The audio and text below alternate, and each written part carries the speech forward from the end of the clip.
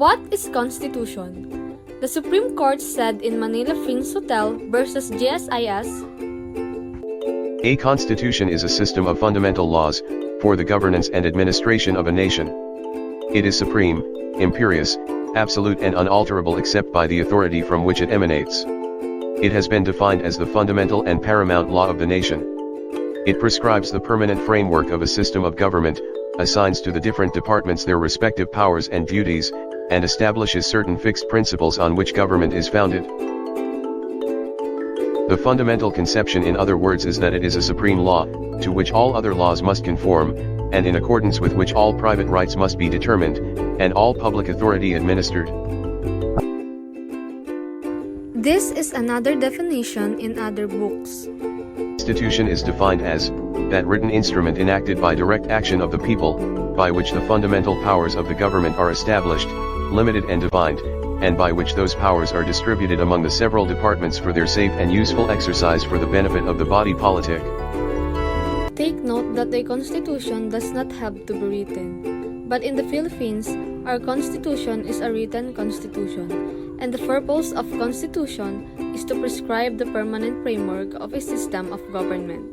The constitution must be followed and respected by every citizen because it is an express declaration of the people's will. This is what the people want for the people. Let's go back to what the Supreme Court said in Manila Prince Hotel versus GSIS. Supreme, imperious, absolute, unalterable, fundamental, paramount. Those are the adjectives used to describe the Constitution. That's what ex-associate Supreme Court Justice Isagani Cruz said in his book. The Constitution must ever remain supreme. All must bow to the mandate of this law. Now that we know the definition of Constitution, let's find out what the current Constitution of the Philippines is. The current Constitution is the 1987 Constitution, which came into force on February 11, 1987. It was approved by the 1986 Constitutional Commission on October 12, 1986, and was ratified in a national plebiscite held on February 2, 1987. The Constitution is divided into 18 articles. Article 1, National Territory. Article 2, Declaration of Principles and State Policies Principles. Article 3, Bill of Rights. Article 4, Citizenship.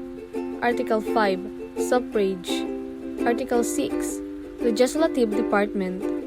Article 7, Executive Department. Article 8, Judicial Department. Article 9, Constitutional Commissions. Article 10, Local Government. Article 11, Accountability of Public Officers. Article 12, National Economy and Patrimony. Article 13, Social Justice and Human Rights. Article 14, Education, Science and Technology, Arts, Culture and Sports. Article 15, The Family. Article 16, General Provisions. Article 17, Amendments or Revisions. Article 18, Transitory Provisions. Here are some important provisions of 1987 Constitution. Article 2, Declaration of Principles and State Policies. Article 2 contains 28 sections divided into two parts. The first part enumerates the principles of the state such as the democratic and republican nature of Philippine state, supremacy of civilian authority over the military, the people's duty to defend the state, separation of church and state, and the renunciation of war as an instrument of national policy, while the second part stipulates the state policies such as the promotion of an independent foreign policy, recognition of the youth's and women's role in nation building, promotion of a comprehensive rural development and agrarian reform, and the promotion of social justice. This section is divided into three parts. The first part is the renunciation of war as a national policy. This means that the Philippines will never start war with another country.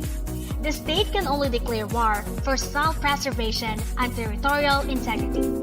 To make it short, just remember, the Philippines will never have an aggressive war, only defensive war. The second part is the adaptation of the international law as part of the Philippine law. Let's first define international law. It is a body of laws governing nations in dealing with one another. The Philippines follows the doctrine of incorporation, which states that the rules of international law form part of the law of the land and no legislative action is required to make them applicable in the country. However, the doctrine dictates that the rules of international law are given equal standing and are not superior to the national legislative enactments. For example, if there is a conflict between our Constitution and the international law, our Constitution will always prevail. The last part is the adherence to the policy of peace, equality, justice, freedom, cooperation, and amity with all nations. This simply means that the Philippines seeks peace and friendly relationship with the rest of the world. Article 3. Bill of Rights. Article 3 recognizes the individual rights of the Filipino people and guarantees its protection against abuses.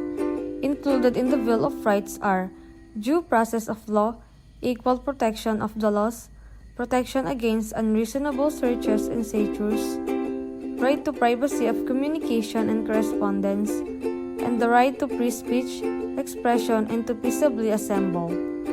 The specific rights of the accused is likewise presented, such as right to bail, right to criminal due process, right to speedy disposition of cases, right against self-incrimination, non-imprisonment for non-payment of debt or full tax, and right against double jeopardy. Shall be deprived of life, liberty, or property without due process of law, nor shall any person be denied of the equal protection of the laws. There are three rights mentioned under this section. First, the right to life. This means that nobody, including the government, can try to end your life. This also talks about the quality of life. Second, the right to liberty, or the right to be free. Third, the right to property. This means that you have the right to own anything without any threat being faced. These three rights cannot be taken away from you without due process. So what is due process? Due process is a requirement that legal matters must be resolved according to established rules and principles. For example, under due process, individuals cannot have their property seized or they cannot be put in jail without first going through the legal system to determine if they are guilty of the crime. Also included in this section is the equal protection of laws. This means that the government must treat similarly situated individuals in the same manner. This protection covers all citizens, including the aliens of a country. For example, everyone earning an income is taxed. The tax rates are based on the same standards for persons that are similarly situated.